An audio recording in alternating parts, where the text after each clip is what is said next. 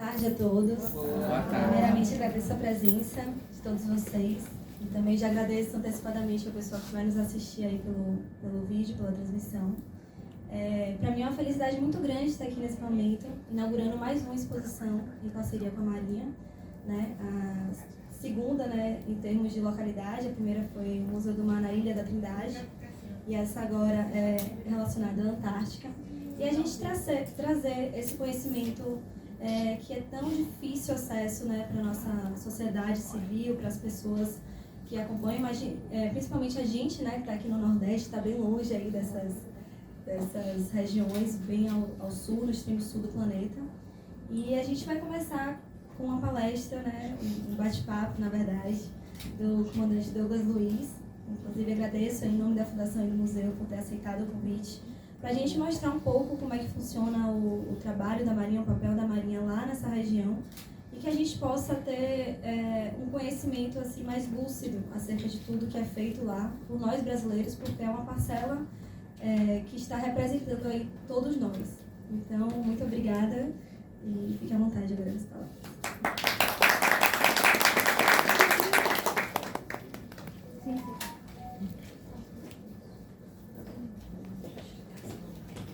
Boa tarde a todos. Inicialmente gostaria de cumprimentá-los, agradecer o convite aí formulado pela Larissa. Para mim é uma satisfação poder estar aqui. Antes de iniciar, eu só queria me apresentar, né? Eu sou o capitão de fragata Douglas Luiz.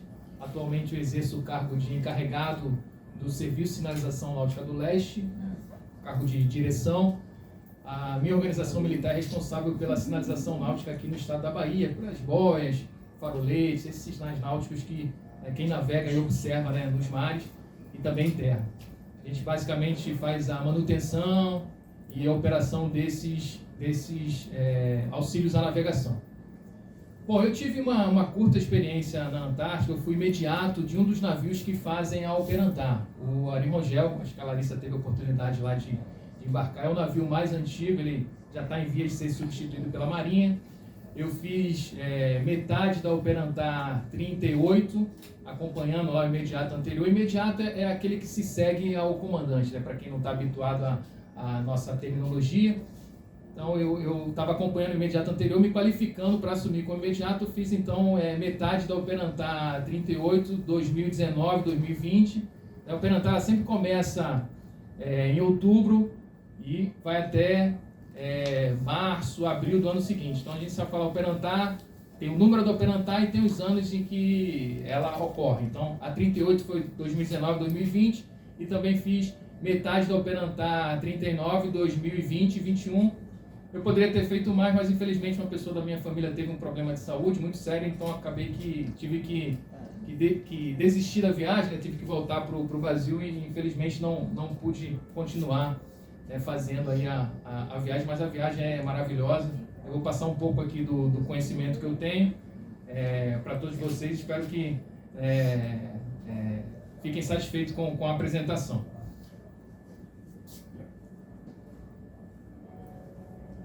Bom, começando, quando a gente fala de Antártica, é importante a gente pensar um pouco como que foi feito a ocupação do continente, né? A Antártica é o sexto continente, é o continente mais recente. Os dados indicam que quem primeiro avistou a Antártica, pelo menos relatou isso formalmente, foi uma expedição russa, né, em 1820, liderada pelo explorador e navegador Bellinghausen. Não sei se o pessoal conhece, mas um dos mares lá da Antártica se chama Bellinghausen. A Rússia também tem diversas estações, uma das estações russas se chama Bellinghausen. Então ele que foi o primeiro que avistou a Antártica. Então a partir daí começou a ocupação, alguns países montaram bases, faziam diversos usos para fins científicos, pacíficos e também, né, militares. Em algum momento se viu a necessidade de regular o uso da Antártica. A Antártica não tem dono, né? Nenhum país tem soberania na Antártica. Então como organizar a casa, né? Como regular o uso da Antártica? Então, alguns países, cerca de 12 países, em 1959, eles se organizaram, liderados pelos Estados Unidos. Houve uma conferência lá em Washington, nessa ocasião, assinaram esse tratado, que é o Tratado da Antártica, e eles estabeleceram algumas regras de uso lá do continente. Esse tratado foi assinado em 1959, mas só entrou em vigor em 1961, 2 anos depois. Nessa ocasião, eles estabeleceram alguns pontos principais para uso da Antártica. Claramente deixaram explícito que a Antártica seria para usos pacíficos, proibição de instalações militares, né?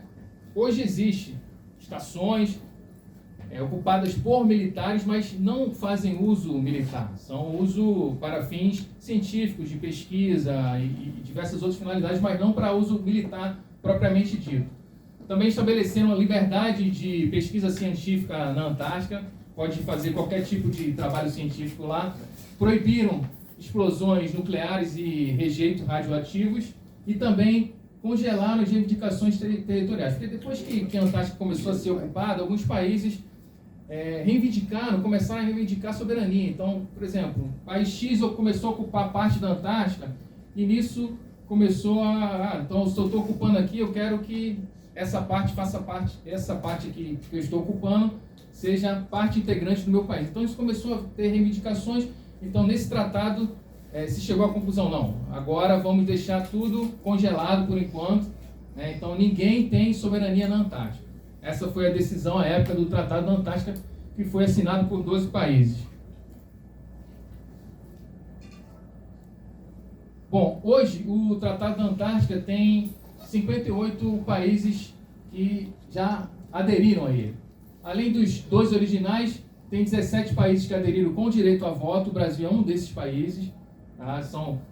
Quando junta os 12 originais mais os 17 que aderiram depois com direito a voto, constitui os 29 países que são considerados partes consultivas, ou seja, esses países eles participam das sessões a respeito da Antártica e têm direito a voto. Eles definem o destino da Antártica.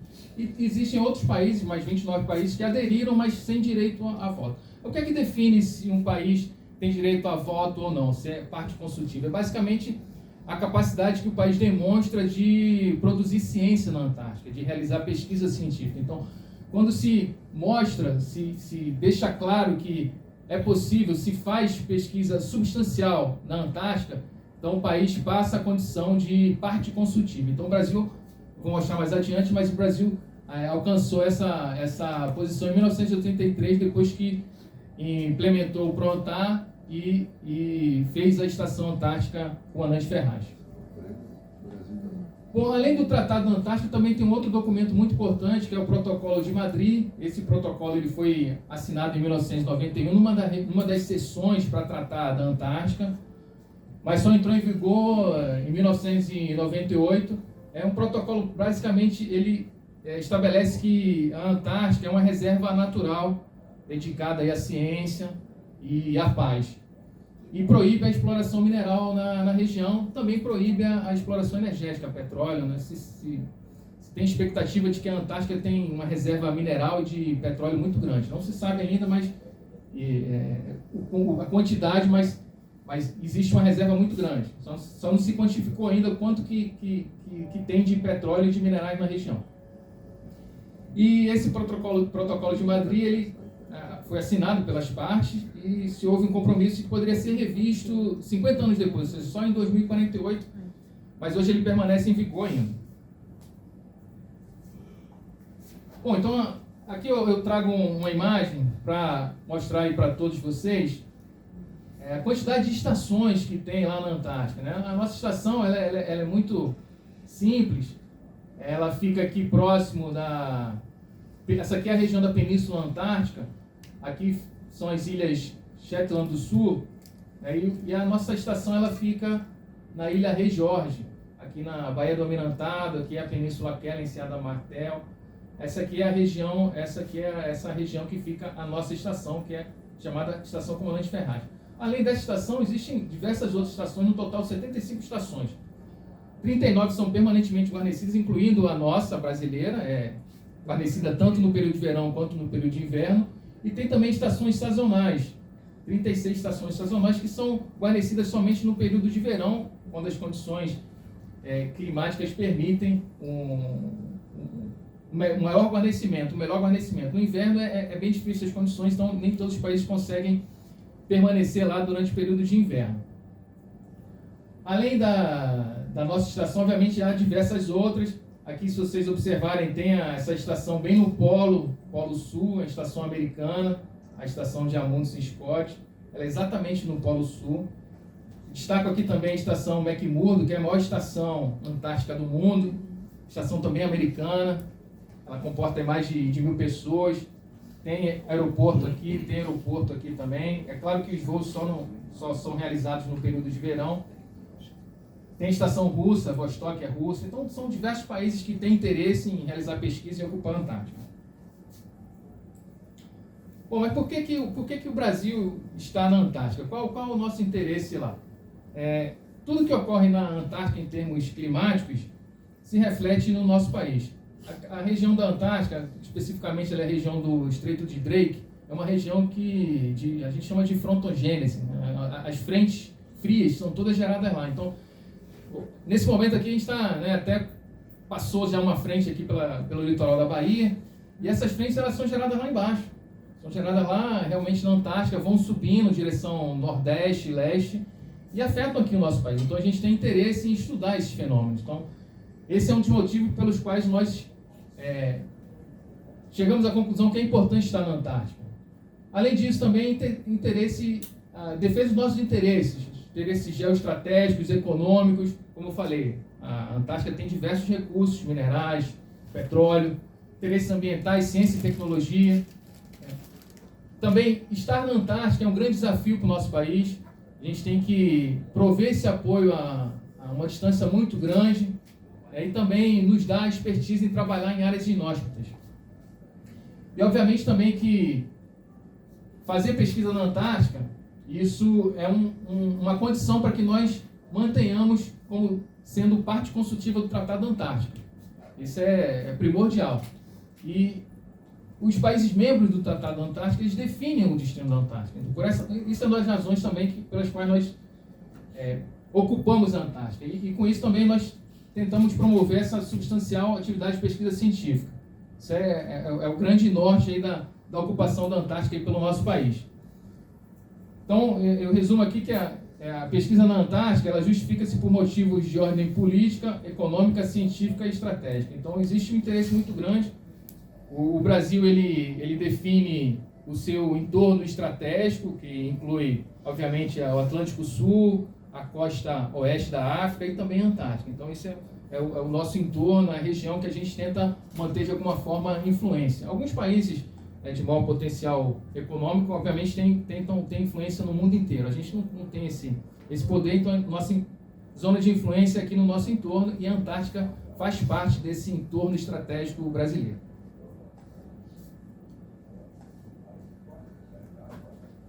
Bom, então, para fazer pesquisa na Antártica foi necessário criar um programa de Estado. Foi na década de 80, foi criado em 1982 o PROANTAR, que é o Programa Antártico Brasileiro, e está em vigor desde então. Ele tem esse objetivo de promover a pesquisa científica diversificada e de alta qualidade na região antártica, a fim de compreender os fenômenos que ali ocorrem, que têm repercussão global e também, em particular, sobre o nosso território, contribuindo para o Brasil continuar com a condição de membro consultivo do Tratado da Antártica. Eu destaco também que, como falei, o PROANTAR é um programa de Estado, ou seja, entra governo, sai governo, mas é um programa que precisa ser mantido e obviamente, que não deve sofrer interferências políticas. Bom, aqui só para mostrar um pouco do histórico do PROANTAR. Então, como eu falei, o Tratado da Antártica foi assinado em 1959, entrou em vigor em 61, e em 75 o Brasil aderiu ao tratado. Em 82 foi criado o PROANTAR, que é o Programa Antártico Brasileiro, e já no mesmo ano ocorreu a primeira Operantar, a Operantar 1.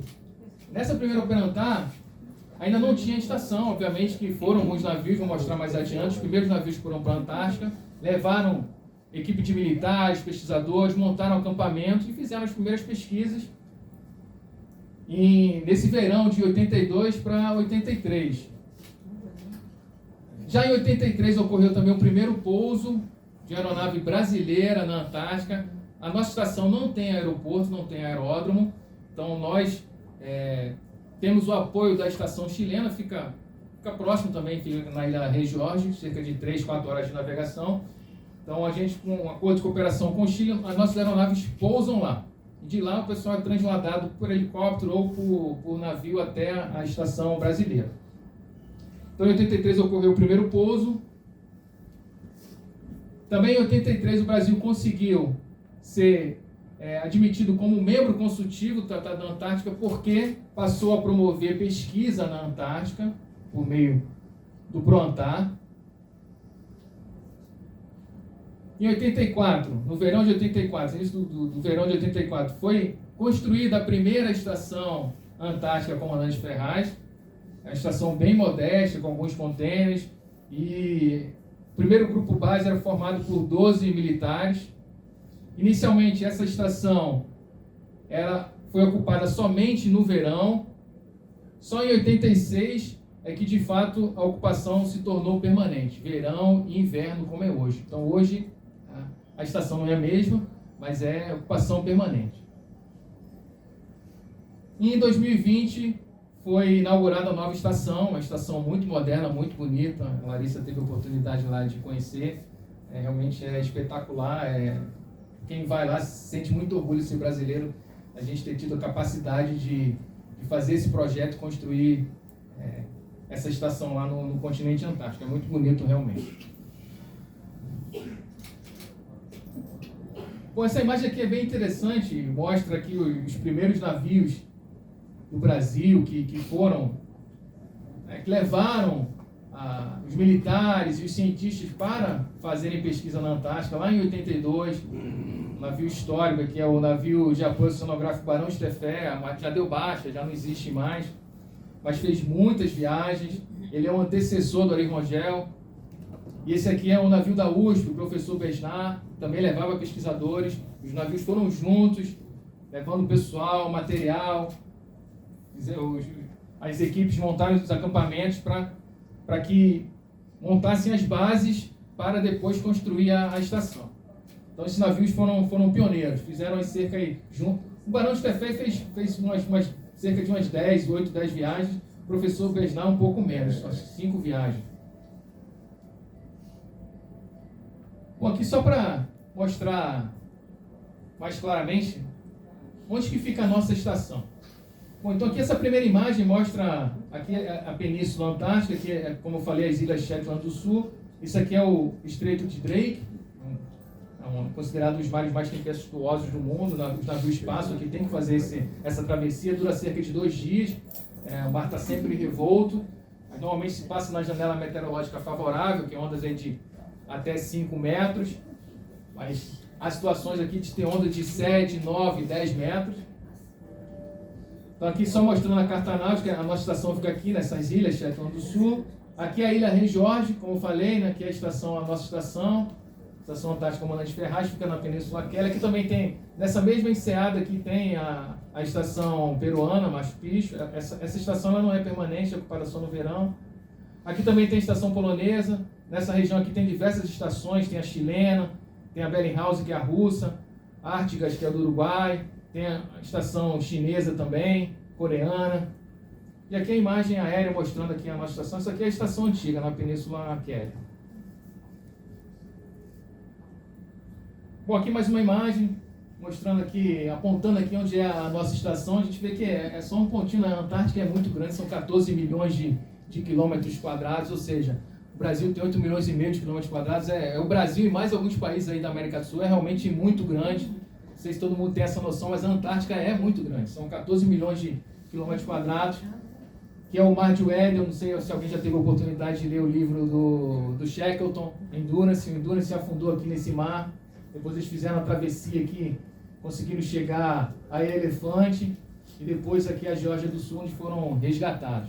É uma história fenomenal, espetacular. Quem não teve oportunidade ainda de ler, mas recomendo. Aqui é o Mar de Bellinghausen, que é considerado o pioneiro, quem primeiro avistou a Antártica, Amundsen. chegou ao polo. Aqui o mar de Ross, aqui tem a estação americana, aquela que eu citei, a McMurdo, que é a maior estação antártica. E aqui o Polo Sul também tem uma estação americana. Bom, para chegar à Antártica, demanda um esforço logístico muito grande. Não é fácil. O Brasil tem que preparar os navios, tem a preparação da aeronave, então é um esforço muito grande por conta da distância, dos recursos que precisam ser transportados, materiais, envolve quantias vultosas de investimento, não é barato.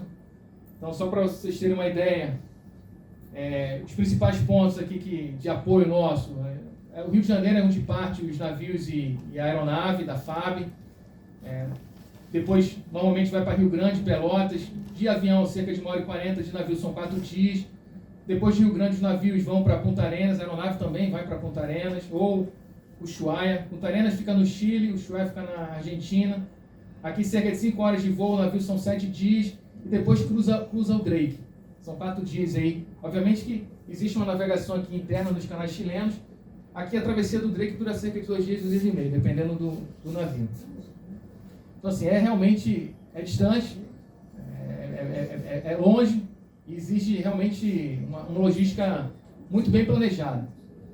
Então, a aeronave da FAB, que parte do Rio de Janeiro, ela presta esse apoio ao Prontar por meio de 10 voos.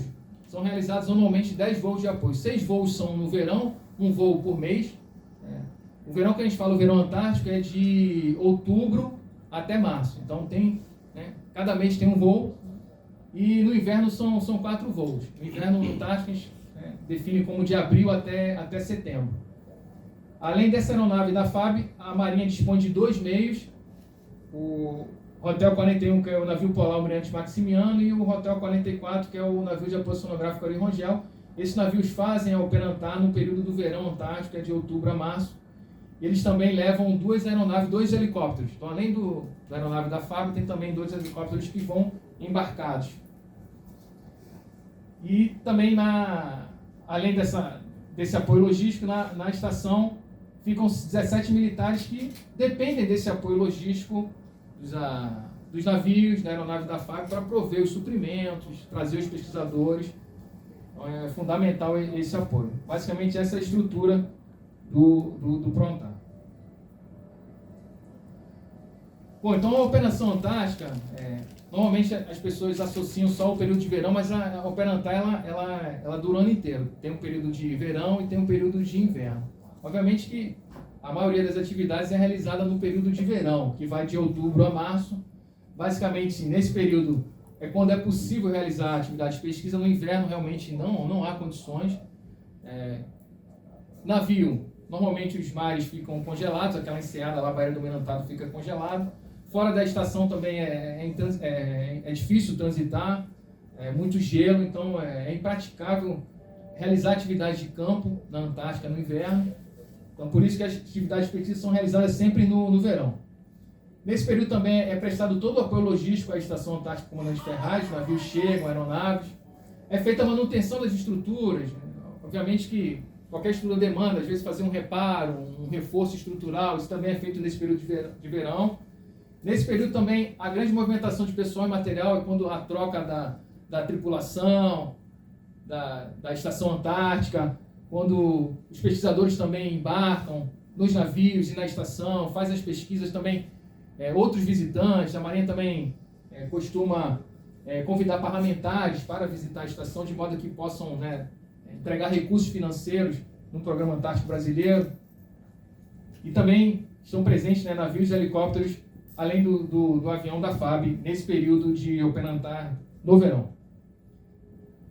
Bom, aqui só para ilustrar, esse aqui é o navio polar Almirante Maximiano, navio de apoio sonográfico Ari Rangel. Essa é a aeronave da FAB, atualmente é o KC-390, aeronave Millennium, aeronave nova, fabricada pela Embraer. Começou a operar na Antártica recentemente, final de 2021. Antes era o Hércules, que é uma aeronave que a FAB já não usa mais, mas era uma aeronave muito robusta. O Hércules, ele pousava na Antártica e até hoje o KC-390 não pousou ainda, ele não está homologado, não houve o primeiro pouso.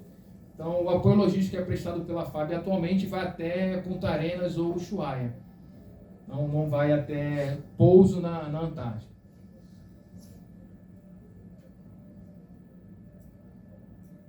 Já no período de inverno, que vai de abril a setembro, não há movimentação de pessoal. E os suprimentos, gêneros e outros materiais necessários ao pessoal da Estação Antártica Comandante Ferraz, eles são levados por aeronave, mas a aeronave lança os suprimentos através de paraquedas. Então, como eu falei, são 4 voos. A aeronave não pousa na Antártica no inverno, mas ela lança por meio de paraquedas, cai lá próximo da estação, o pessoal consegue recolher, recebe alimentos frescos, frutas, né, ovos, recebe correspondência também com a família. Hoje em dia é menos comum, né, porque tem internet, lá tem internet 4G da Oi, o pessoal consegue realizar chamadas de vídeo, né, com alta velocidade, mas antigamente se recebia muita carta, então, né, não havia essa facilidade que nós temos hoje de comunicação, então o pessoal recebia carta em papel, ficavam ansiosos para receber essa carta e eram lançadas lá pelas aeronaves e por meio de paraquedas. No inverno também apenas o grupo base fica na estação. Atualmente o grupo base são 17 militares, não tem pesquisador, mas a Marinha já tem trabalhado no sentido de prover a pesquisa também no inverno. Tem diversos laboratórios lá na estação. Isso é uma demanda da comunidade científica, inclusive, né, ter pesquisa durante o inverno, mas hoje não existe ainda, mas é algo que, sem dúvida, daqui a alguns anos deve ocorrer, pesquisa nesse período de inverno. Ou também nesse período de inverno é feito planejamento da operantar seguinte, a seleção e treinamento de pessoal que vai guarnecer a estação. Bom, aqui só para ilustrar, como eu falei, nesse período de inverno, essa aeronave da FAB lança esses suprimentos por meio de paraquedas, cai próximo lá da estação e o pessoal recolhe. Bom, e quais são as principais atividades que são realizadas na Operantar? Então, nesses slides aqui, eu vou tentar mostrar quais são as atividades, as principais tarefas que são realizadas lá na Antártica. Basicamente, o que é que se faz? Realiza o recompletamento da Estação Antártica Comandante Ferraz, gêneros, sobressalentes, equipamentos, combustíveis e pessoal. Embora a estação ela tenha um parque eólico e também tenha painéis fotovoltaicos, obviamente que isso não é suficiente, então existem geradores de energia lá que são alimentados com combustível fóssil, e esses combustíveis também são levados durante a operantar. Os navios da Marinha levam esses combustíveis, além de outros suprimentos que são necessários à operação da estação. Aqui nessa imagem aqui ilustra o desembarque aqui de um veículo, aqui é o Ari Rongel, aqui é uma chata, e esse veículo veio a bordo, é transportado pelo navio, e essa chata leva até lá a estação. Na estação não tem cais, a nossa estação não tem porto, então os navios ficam fundeados e ficam fazendo esse translado de material, pessoal, por meio de embarcações. Aqui a aeronave transportando também suprimentos.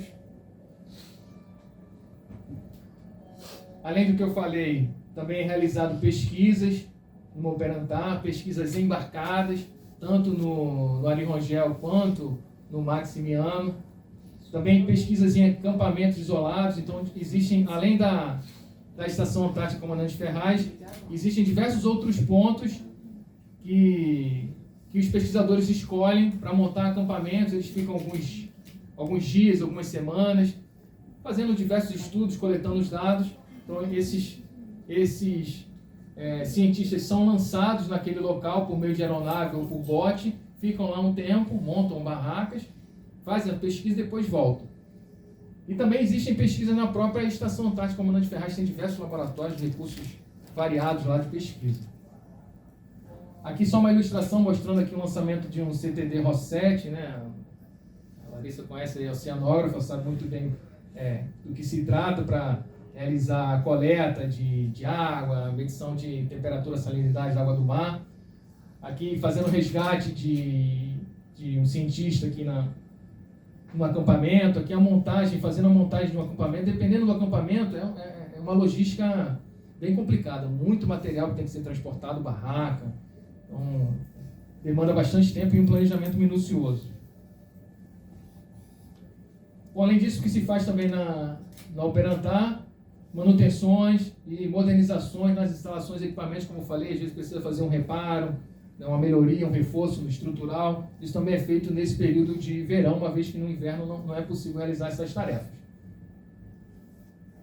Bom, aqui só para ilustrar, a pesquisa que é realizada em acampamentos. Aqui é um refúgio, a gente chama de refúgio, né? São essas construções isoladas que existem na Antártica. Caso alguém se perca, precise se refugiar, então essas instalações possuem um mínimo de suprimentos, tem água, tem alimentos, justamente ali para alguém poder sobreviver numa situação emergencial. Aqui são as barracas que são montadas, transporte pessoal, alguns acampamentos são lançados por aeronave. Então a pesquisa, além de haver pesquisa nos acampamentos, embarcada também na própria Estação Antártica Comandante Ferraz. Aqui é só uma ilustração de um laboratório, né? Vocês observam que realmente é um laboratório bem moderno. Bom, para falar sobre a Estação Antártica Comandante Ferraz, aqui eu trago essa ilustração, essa imagem muito bonita, essa estação nova, obviamente, né? Foi inaugurada em 2020. Aqui uma visão aérea da estação. Como eu falei, aqui tem um parque eólico, tem as células fotovoltaicas, aqui são os tanques de combustível, aqui a praia, onde tem os diversos veículos. Aqui são os módulos antárticos emergenciais. Aqui foram colocados após o incêndio que ocorreu na primeira estação. Acho que todos devem ter conhecimento. Em 2012 ocorreu um grande incêndio, destruiu a estação. Em 2016 iniciou-se a construção dessa estação e ficou pronta em 2020.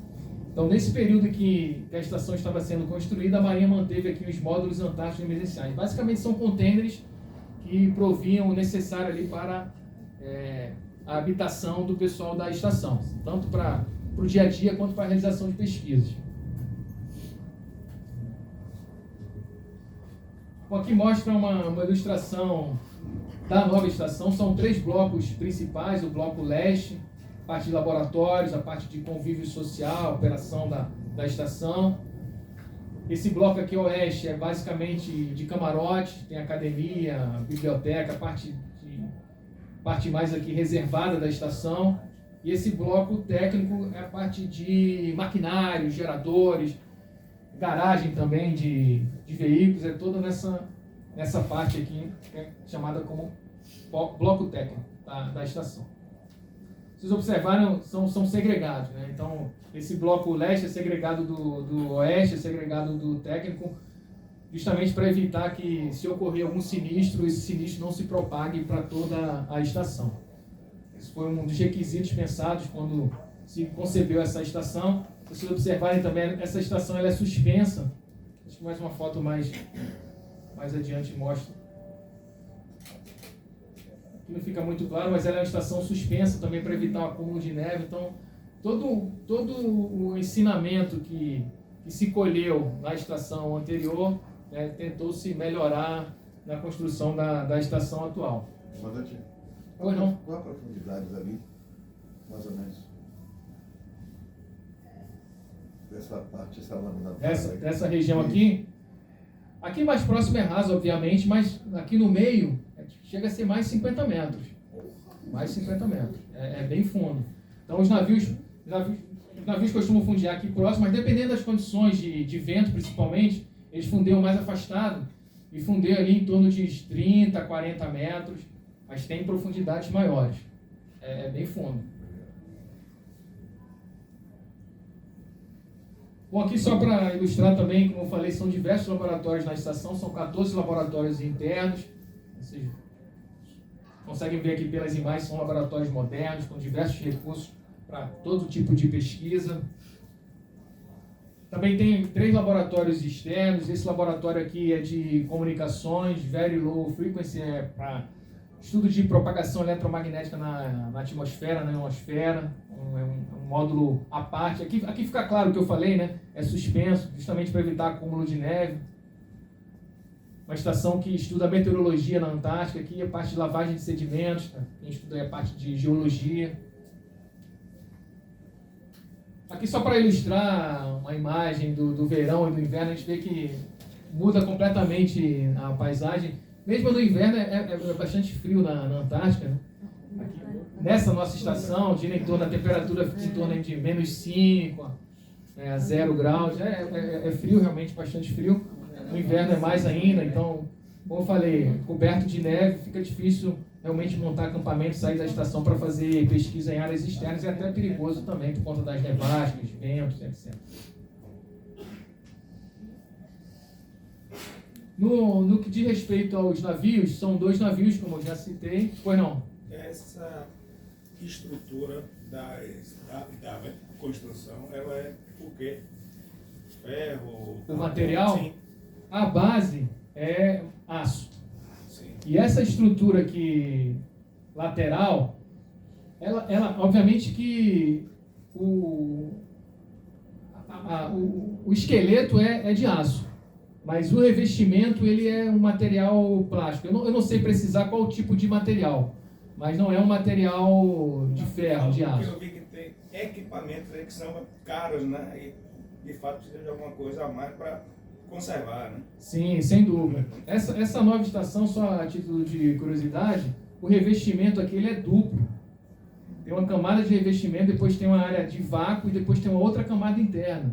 Então isso, além de propiciar segurança, também propicia também um isolamento térmico, acústico também. Então, assim, tudo isso foi pensado, não existia na estação anterior. Então, essa estação ela é muito moderna, tem muitos recursos. Eu visitei lá umas 2 vezes, mas quem poderia falar com mais propriedade é o pessoal que participou em algum momento do grupo base. Mas tem vários recursos, tá? É muito moderna a estação. A estrutura toda ela é de aço, mas o revestimento é um material tipo plástico. Eu não saberia precisar qual o material especificamente, mas não é aço não. É material... Tem aquecimento. Tem aquecimento também, mas esse revestimento duplo, ele já dá um bom isolamento térmico. Mas tem aquecimento sim. Aquele retângulo ali com os postes é o quê? Isso aí, um retângulo não. Isso aqui é o parque eólico.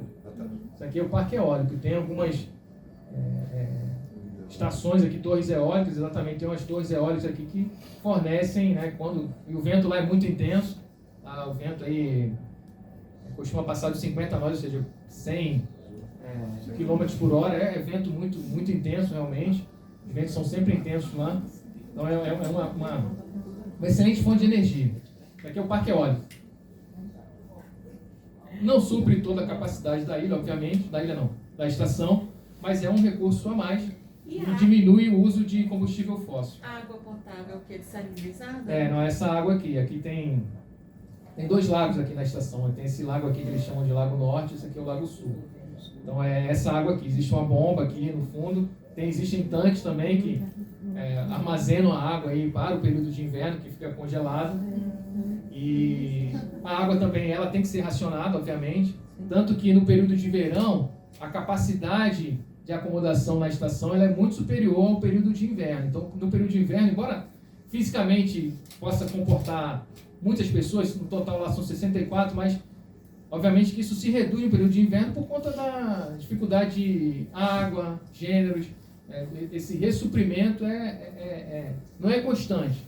Então, para que todo mundo consiga passar o inverno de forma confortável, a Marinha reduz a capacidade de acomodação no período de inverno lá na estação. No verão, capacidade de até 64 pessoas, no inverno, em torno ali de uns 35, quase a metade. A estação é como se fosse uma mini cidade, né? Tudo é feito lá, desde a água, energia, a gestão dos resíduos, né? Tudo. Isso. Então nada meio de fora. Tem a horta lá dentro. E atendimento médico? Alguém tiver um apendicite, faz o quê? Tem um médico. Tem cirurgião? Não. Apendicite mata em 2 dias. O médico ele pode ser de qualquer especialidade. Obviamente que para ele ir para a estação, ele faz um treinamento e alguns estágios na parte de medicina operativa.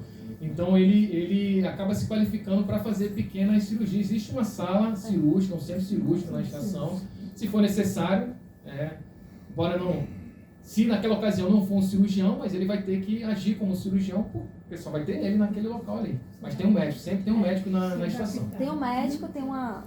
Na verdade, a parte de medicina assim, da estação é uma das mais modernas, realmente. Outros países usam da nossa, a gente tem alguns equipamentos que outros países não têm. E caso seja algum caso tão grave que não tenha um médico qualificado, aí faz a remoção dele. Então vai para aquela base aérea do Chile que fica próxima e ele vai de avião imediatamente para Punta Arenas ter um atendimento médico. Isso aí, bem respondido. Bom, então em relação aos navios, como eu falei, esse aqui é o navio de apoio sonográfico Ari Rangel, mais conhecido como Gigante Vermelho. É o navio mais velho, foi incorporado à Marinha em 94, mas é o principal meio da Operantar. Sem o Ari Rangel não tem Operantar, porque é o navio que tem a maior capacidade de transporte de material. Então, transporta contêineres, veículos, além de gêneros, óleo, combustível. O navio polar Almirante Maximiano, ele tem uma capacidade maior de pesquisa embarcada. Por outro lado, o apoio logístico é menor, a capacidade de carga é menor. Por exemplo, o Maximiano não leva um container, já o Ari Rangel leva. Então, o Ari Rangel é fundamental. Então, o Ari Rangel ele tem um viés mais de apoio logístico, embora tenha uma capacidade mínima de pesquisa, e o Maximiano já tem esse viés de pesquisa e uma capacidade menor de prover apoio logístico. Então, um complementa o outro, né? Tem que existir realmente os dois navios aí na Operantar. Bom, em relação à preparação desses navios, ela é feita no período que precede a Operantar. Os navios chegam de viagem ali no início de abril e ficam de abril até setembro se preparando para a viagem seguinte. Nesse período, os navios realizam o período de manutenção geral. Normalmente eles entram no dique, aqui tem uma imagem mostrando o Ari Rangel e o Max no dique. Nesse período fazem revisão dos motores, verificação do casco. Então, basicamente faz é como se fosse um check-up, né? Faz aquele check-up, verifica se está tudo ok, de modo que esteja pronto para realizar a próxima Operantar. Esse período aí de manutenção geral dura aí cerca de 4 meses. Nesse período também é feito o abastecimento dos navios, combustível, gêneros sobressalentes. É feito também o embarque da carga. Ali, no mês anterior ao início da Operantar, em setembro, começa a embarcar o material, os suprimentos para a estação e itens diversos. E também é feito o treinamento da tripulação. A tripulação dos dois navios, ela costuma trocar cerca de 2/3 da tripulação troca a cada ano. 1/3 permanece. Então, é necessário um intenso treinamento da tripulação para se fazer ao mar e navegar até a Antártica. Então, nesse período também é feito o treinamento da tripulação. Aqui é uma imagem mostrando, né, aqui é o porão do Ari Rangel. Aqui são alguns materiais que embarcaram, mas aqui nesse porão aqui passa um container de 20 pés, embarca aqui com facilidade. Tem aqui o porão superior e tem mais um porão lá embaixo, tem uma capacidade de carga enorme, o Ari Rangel. Diferente do Almirante Maximiano, que tem essa capacidade mais reduzida. Já em viagem, os navios fazem o transporte de pessoal, prestam apoio logístico à estação, como eu já falei, principalmente o Ari Rangel, realizam pesquisa embarcada, notadamente no navio polar Almirante Maximiano, que tem maior capacidade, e também lançam e recolhem acampamentos. Aqui tem só algumas imagens para ilustrar. Esse aqui foi o período da pandemia, tá? Quando eu fiz a viagem também, foi no início da pandemia, né?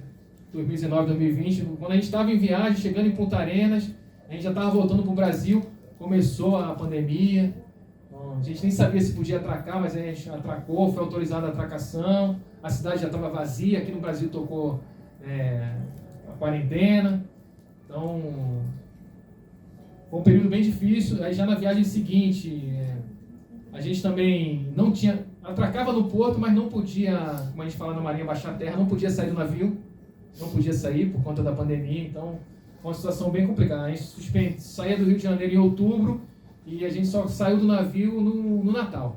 Então ficou todo esse período a bordo, atracava e era um sofrimento, porque você atraca, fica lá atracado, mas não podia sair do navio por conta da pandemia, Porque se algum tripulante pegasse a Covid, obviamente que ia se propagar isso para os demais, ia inviabilizar a operantar.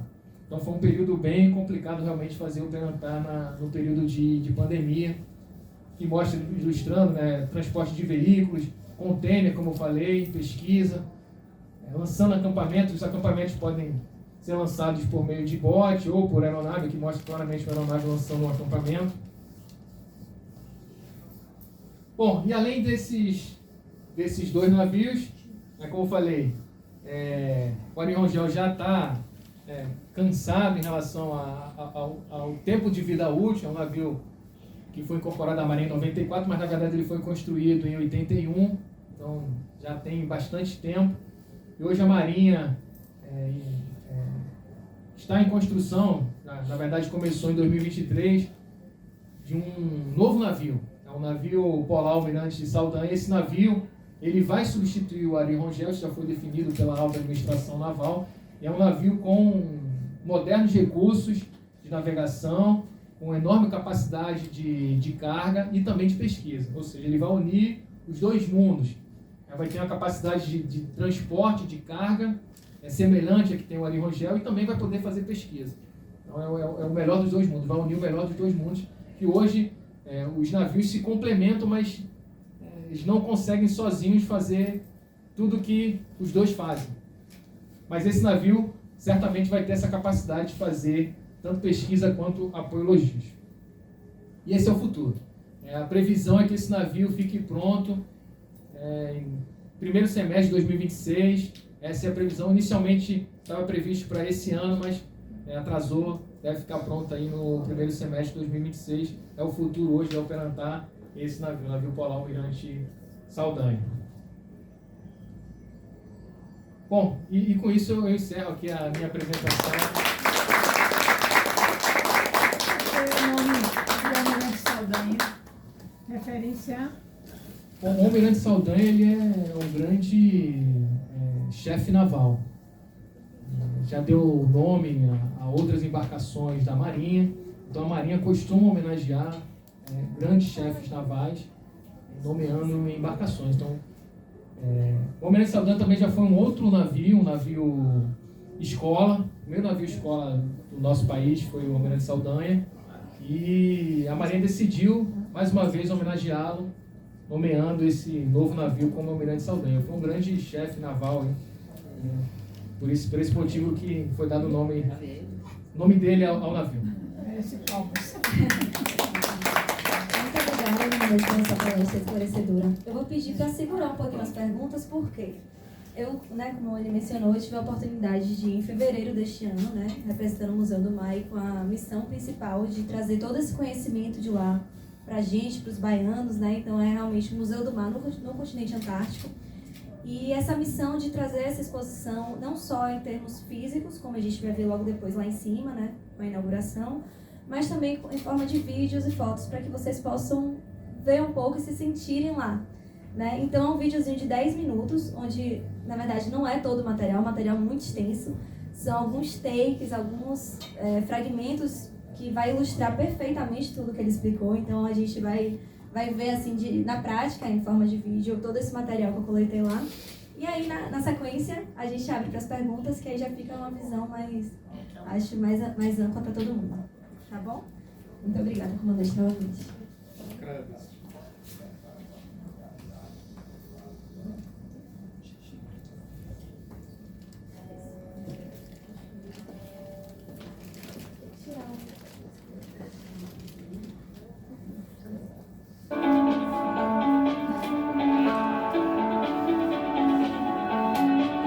Aí ali no celular já tá passando toda essa parte da preparação, o voo da FAB, pegando voo, indo para Lotas para pegar o material, depois Punta Arenas, chegando no navio.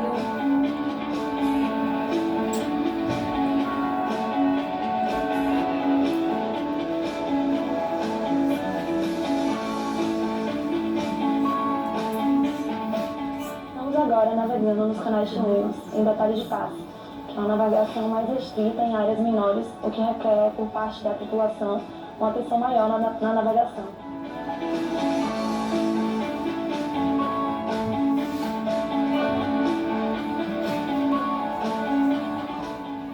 momento que nós estamos é o passadiço.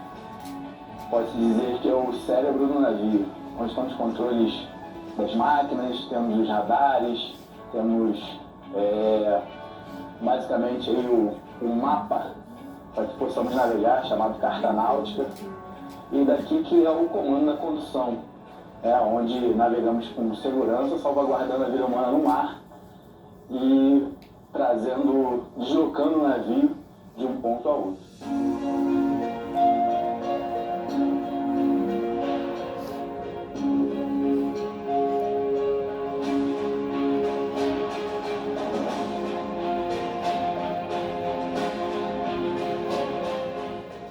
Estamos agora passando aqui na passagem de Drake, uma das passagens mais perigosas do mundo para navegação, justamente porque aqui forma um corredor de vento que pode ganhar altas velocidades, como estamos exatamente aqui agora. Coragem,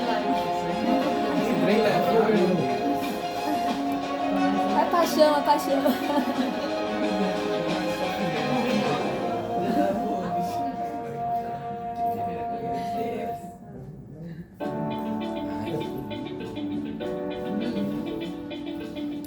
Orgulho, por estar comandando um navio que executa tarefas para o Programa Antártico Brasileiro, um programa tão longevo da nação brasileira, tão importante para garantir a nossa presença aqui no continente antártico, como também consultivo no Tratado de Antártica. Então, realmente é uma missão muito nobre, que a Marinha do Brasil, incluída por meio de seus navios, a gente trazer os pesquisadores aqui para a Antártica. Então, essa é um orgulho muito grande.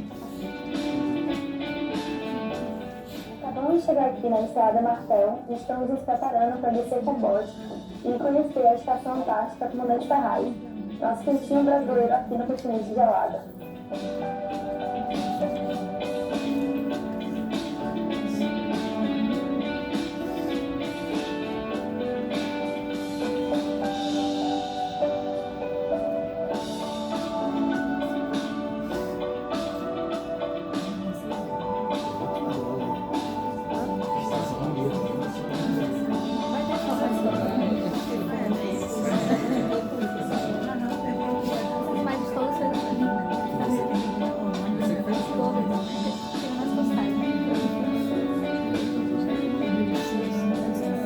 Aí é a estação, né? Todas as instalações da estação.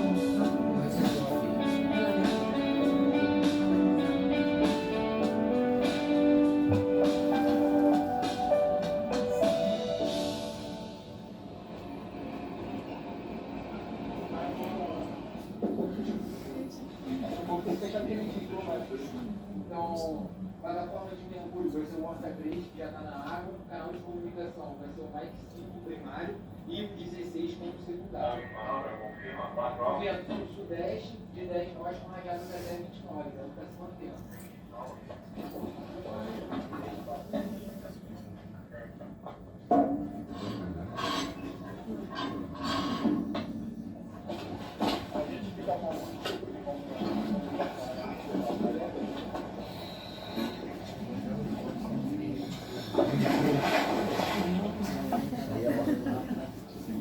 Então hoje nós fizemos um mergulho de profundidade de 12, marcando um grupo de 11 metros.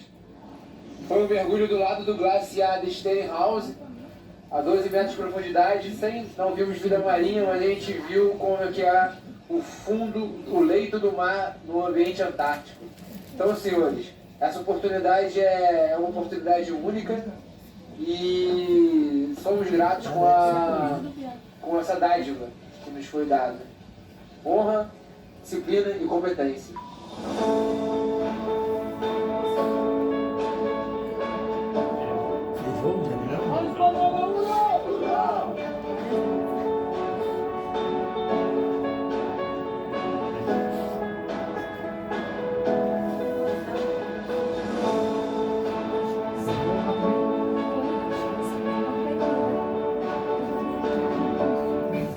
Está fazendo neste momento son un mapa arqueológico das Ilhas Shetland y para eso lo que procuramos es, hacemos una serie que se llama arqueología por texoes, que son las vistas superficiales andando, procurando estos vestigios arqueológicos, en general paredes de pedra asociadas a diferentes osos de baleia.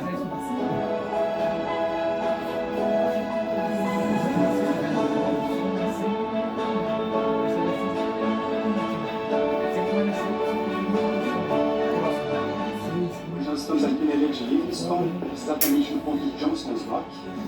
E estamos fazendo as coletas de algumas briófitas. No nosso projeto a gente estuda briófitas polares e do cerrado. E agora especificamente a gente está fazendo uma coleta de colha. Essas coletas que a gente faz com essas briófitas polares também, elas visam principalmente nós podemos entender como que essas briófitas sobrevivem a essas condições tão inóspitas que nós vemos em ambos os polos, né? E também a partir desse conhecimento, tanto do ponto de vista genético, mas também de como elas conseguem sobreviver, quem sabe nós possamos gerar novos medicamentos para a saúde humana, animal ou vegetal. Então, consequentemente, novos antibióticos, novos antitumorais, dentre outras possibilidades, são uma realidade a ser explorada a partir dessas plantinhas tão pequenas que conseguem sobreviver aqui nos polos.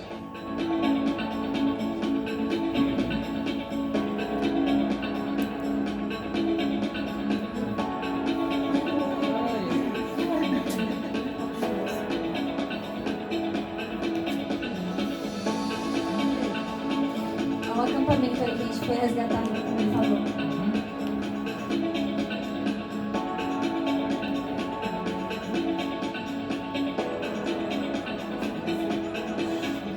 Nós viemos aqui fazer o escaneamento dos sítios arqueológicos que tem aqui em Punta Elefante. São 5 sítios arqueológicos e a gente também fez algumas florestas de amostras de microvestígios para estudos biológicos de alguns materiais encontrados nos sítios.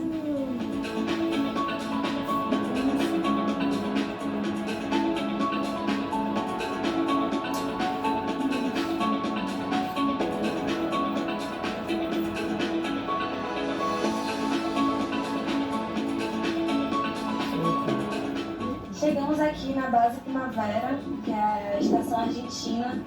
Vamos trazer alguns presentes, né, do Museu do Mar, lá de Salvador, do Explora. Trouxemos também um presente do navio. Esse presente do navio simboliza o agradecimento de nós brasileiros para os argentinos, nossos irmãos, que nos apoiaram tanto na fase passada, uma vez que apoiaram o recolhimento do acampamento Snow Hill, pelas bases Marâmbio e Esperança. Então, por conta disso, pela proximidade do navio, pelo trabalho do projeto Biotech que veio à região para realizar pesquisa, aproveitamos a oportunidade para vir aqui e fazer esse reconhecimento formal em nome do comandante do navio. Infelizmente, eles não estavam presentes, mas fica aqui registrado o nosso agradecimento e em um outro momento oportuno, com certeza, esses presentes chegarão ao destino final. Essa era uma base sazonal, né, como ele falou, que só funciona no verão, então eles já tinham ido embora quando ele chegou, que já foi no final do verão. E aí é um daqueles refúgios, né, que ele mostrou lá, né, que fica com equipamentos e algumas coisas de sobrevivência, né.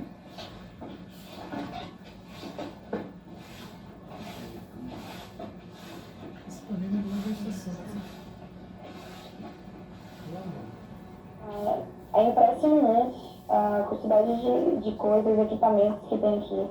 Realmente parece que tinha alguém morando, habitando aqui diariamente, né? E é simplesmente um refúgio onde os pesquisadores acabam tendo como apoio, então qualquer outra pessoa ela pode utilizar, né? Não tem chave, não tem tranca, e realmente a pessoa consegue sobreviver aqui.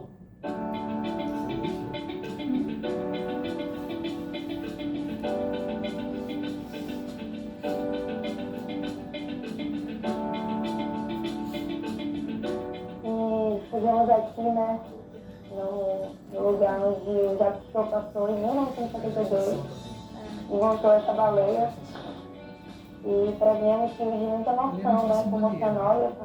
O Jacques Cousteau é o pai aí da oceanografia, é uma referência internacional. E é muito emocionante estar aqui no lugar que ele pisou, apreciando uma obra dele, né, em um lugar desse que é um lugar mágico, um lugar incrível, um lugar único. Então, realmente é gerar vida. Esse momento aqui está fazendo muito especial. Despedida aí da Antártica, da Baía da Almirantado. Uma despedida dessa viagem que foi marcante na minha vida. Foi com certeza dívida de água. E Só agradecer a tudo, a oportunidade, a Deus, a Maria, enfim, só gratidão por estar viva e viver nesse momento da melhor forma possível.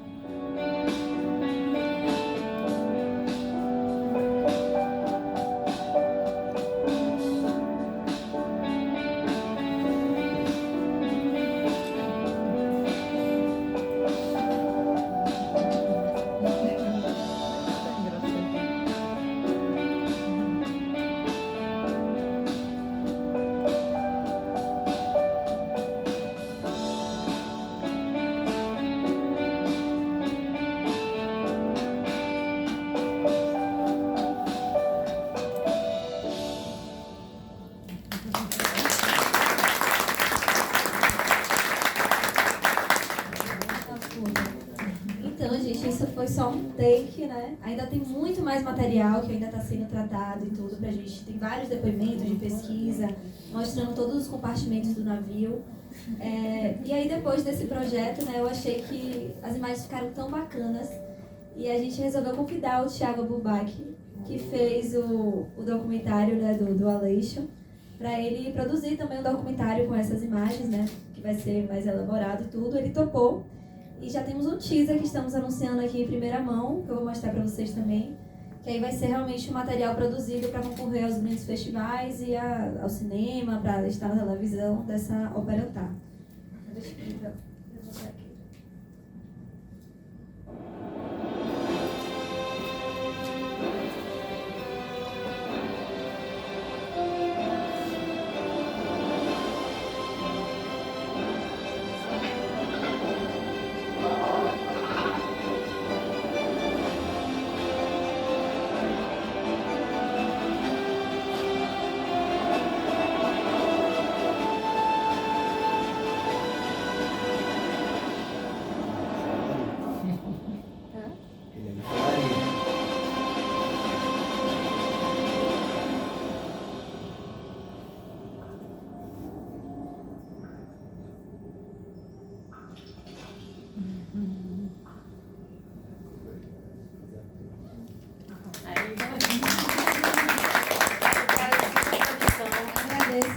Esse agora vai ser uma super produção, né? Você vê que ele sonorizou, formato. já ficou outra coisa, né? Já tá emocionada. Exatamente. Nada como um talento, né? Com essas imagens. Então, abro para pergunta, se alguém tiver alguma pergunta. Comandante também, por favor, me ajude aqui. Eu queria só perguntar, vocês lá têm aquele fenômeno do sol da meia-noite, de você não ter o sol se pondo num determinado período? Sim, sim. No período de verão, sim. Não a estação Antártica Comandante Ferraz, ela fica no paralelo 62. Então, assim, ainda é muito distante do polo. O polo é 90 graus. Então, são 28 graus aí de latitude de diferença. Não chega a ser totalmente sol de meia-noite, não chega a ser, mas fica um período bem curto de escuridão. No pico do verão, um período bem curto. Agora, descendo mais, se aproximando do polo, outras estações conseguem ter esse sol da meia-noite. E no inverno mesmo? E no inverno, sim. É escuro, realmente é escuro. Mas também ainda tem sol por conta da latitude. Não é tão próximo do polo, mas à medida que se aproxima do polo, aí sim começa a ter o sol da meia-noite, ou então só completamente noite. Mas estações mais ao sul da nossa estação. Eu tenho duas perguntas. A primeira é, nas suas viagens no Operantá, teve algum perrengue muito marcante que o senhor lembra, possa dizer pra gente? Né? O que a história não conta. Excelente pergunta. Uma outra pergunta é como essa relação de convivência com as demais bases de pesquisa. Se existe a boa vizinhança com todas elas, ou se é algo mais restritivo. Eu percebi ali que em relação ao Brasil e Argentina, a Primavera teve uma relação, mas com as demais também tem essa mesma relação.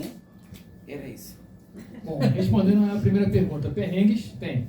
Toda Operantar tem, tanto no Ari Rogel quanto no Maximiano. Obviamente que isso varia de ano para ano. Nas viagens que eu fiz não teve nenhum grande problema, mas já houve viagens que o navio, por exemplo, quebrou, teve que ficar meses atracado em Punta Arenas, fazendo reparo. Já teve situações, o navio teve que navegar com um motor só. Então, assim, há situações críticas. Já vi situações, já vi não, mas já ouvi situações de um navio ter um alagamento no meio do Drake. O Ari Rangel já passou por uma situação dessa. Eu passei por isso. Então, assim, são situações críticas, a tripulação tem que estar sempre preparada. Então, pode ocorrer qualquer tipo de problema. E em relação à segunda pergunta, a relação entre os habitantes da Antártica ela é sempre muito harmônica. Tá? Não só entre Brasil e Argentina, mas a cooperação ela é mútua, tem que se ajudar realmente, porque você precisa de ajuda. Né? Tanto pode ter uma emergência médica, pode precisar de um suprimento. Então, esse contato, esse convívio, ele é muito amistoso. No Brasil, com todas as estações ali próximas. Tem diversas, tem a polonesa, tem a chinesa, a chilena, então o convívio é muito harmônico. Só complementando, na verdade, por ser uma região tão inóspita, né, que as pessoas, qualquer coisa ali, né, você está correndo risco, né, risco o tempo todo. A meteorologia ela muda muito rápido, então às vezes você sai, tá um sol e questão de minutos, aquilo ali muda, pode vir uma nevasca, enfim. É uma situação, é uma região muito dura, então as pessoas costumam se ajudar, né, de todas as bases. O que fica mais forte lá é esse espírito mesmo de cooperação, porque está todo mundo ali naquele continente super desafiador, né, juntos no mesmo barco, então acaba tendo muita cooperação em todos os sentidos. Inclusive, no vídeo, né, que a gente está ali na base Primavera Argentina, aquele presente que a gente estava indo levar para eles é porque na operação anterior tinha uns pesquisadores que estavam acampados em uma ilha. E aí, quando o navio foi lá para remover, né, eles, com a aeronave e tal, o tempo virou, o mar congelou, eles não conseguiram se aproximar, não conseguiram fazer o resgate desses pesquisadores. Então, eles solicitaram ajuda para a base argentina, que deveriam ter uma infraestrutura, né, melhor ali, que conseguisse remover esses pesquisadores. Então, aquele presente, por exemplo, foi uma resposta a essas duas perguntas. Uma dos perrengues que sempre acontecem, né, e outra dessa cooperação mútua. Inclusive aquele refúgio também que eu mostrei, né? Tem vários espalhados. Inclusive a base Primavera, ninguém lá tranca as portas, né? A base está ocupada só no verão, eles vão embora e as portas ficam abertas. Por quê? Se aparece alguém ali, né? Que, enfim, naufragou ou quebrou o navio e parou ali, a pessoa tem um lugar que possa se abrigar, ter comida, água. Então, se você entrar em qualquer refúgio daquele ou a base, as portas vão estar abertas com comida, com água, com materiais ali de sobrevivência em todos os locais. Então isso é uma prática realmente ali de toda a Antártica. Obrigado. Mais alguma pergunta? Eu queria saber quantos dias você passou lá. Quanto tempo foi a experiência de Larissa? Desculpa. Eu? Então, foi um mês total, né? Eu saí em fevereiro, fui pro Rio, aí peguei o voo da Força Aérea, fui para Pelotas, que aí eles dão todo o material, né? Aqueles Mustangs, que são aqueles macacões bem fortes contra o frio, bota, enfim, todo o material eles te dão. Você pernoita uma noite lá no Rio Grande do Sul e aí vai para Punta Arenas. Aí em Punta Arenas eu encontrei com o navio, fiz a passagem, né? Atravessei o Drake, cheguei lá na estação ali, nos arredores. E aí a gente ficou indo para várias localidades, várias ilhas, e eu fui acompanhando os projetos de pesquisa, que tinham projetos de tudo que é tipo, né? E aí depois fiquei mais 5 dias na estação, hospedada lá na estação, e depois retornei no outro navio, que foi o Ari Rangel, para retorno para Punta Arenas de novo. E aí peguei o avião da Força Aérea para o Rio e voltei. Aí o total foi um mês. Infelizmente. Você sente falta? Falta de estar lá? Nossa, com certeza. Eu falo o tempo todo que por mim eu estaria no meio do mar. Que nem a Leste que está lá agora, já perto da Noruega. Queria estar lá mesmo no meio do mar, né? Esquecer tudo, esquecer os problemas, só olhar pro horizonte. Mas a gente tem que estar aqui. Larissa, eu gostaria de saber, desse período que você teve lá, qual foi assim, o momento mais emocionante, mais marcante, que mais te encantou em tudo isso? Eu costumo falar que essa viagem para mim foi um dia melhor do que o outro, mais surreal assim que o outro. Eu acho que os melhores dias da minha vida foram lá. Mas em especial o melhor, né, dia que foi quando a gente foi fazer o resgate dos pesquisadores em Livingston. E aí eu tive a oportunidade de ficar umas 2 horas naqueles vídeos que vocês viram, cheio de pinguim, chama Pinguineira. E eu tive a oportunidade de ficar umas 2 horas ali, convivendo com eles, né, enfim, e próxima mesmo. Então ali foi um momento muito emocionante, porque eu como oceanógrafa já era um sonho antigo conhecer a Antártica. Então foi a realização do maior sonho da minha vida, né, falaria. E eu me senti muito próxima de Deus ali, né? Você tá num lugar com a natureza super selvagem, com os animais que você jamais imaginou conviver assim de perto, num ambiente louco, né, muito próximo. Então eu me emocionei muito, né, fiquei muito próxima ali, 2 horas ali observando eles, então acho que foi o momento assim mais mágico. Tive na Pinguineira, a gente saiu de Ushuaia e foi pra lá. E assim, eu disse, nada é mais lindo do que um pinguim, nada.